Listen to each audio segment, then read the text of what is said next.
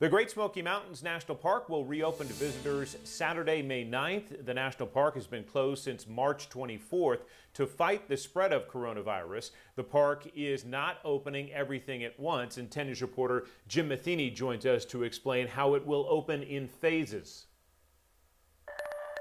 All right, cool, thank you.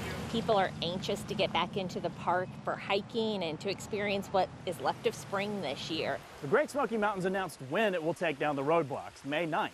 As for how the national park will reopen, in phases.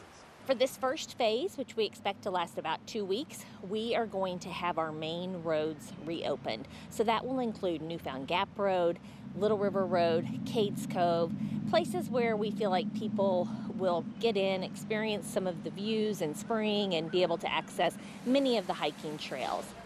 The restrooms along those main roads will also be open, but visitor centers and campgrounds will remain closed for at least the first 2 weeks. So will many secondary roads, but the park isn't getting too specific until it releases a full list on Tuesday of next week. Still, chances are you will not be able to immediately drive to Clingman's Dome, where social distancing is nearly impossible at the observation tower. It's also unclear if you'll be able to drive to Cosby, Big Creek, Abrams Creek, or Greenbrier, at least in a car. Those roads that we don't open during this first phase will be accessible for people riding their bikes or walking in.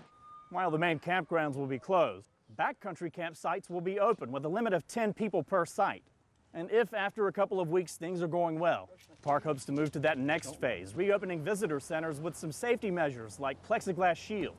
But for the park to move from one phase to the next, it'll need a lot of help from the visitors in a park that normally attracts around 1 million tourists in May. If you get to a parking lot that's full, choose another destination. That's a sure sign that that trail is going to be too crowded for you to have proper social distancing. So there's still a lot more details to come in this next week leading up to when the park will partially reopen. And you know, we still also don't know when our neighbors on the other side of the park in Cherokee and North Carolina are going to reopen. They're still closed through at least May 8th. But the Cherokee have assured the park that there will be access here on US 441. Reporting in the Great Smoky Mountains, I'm Jim Matheny, WBIR 10 News.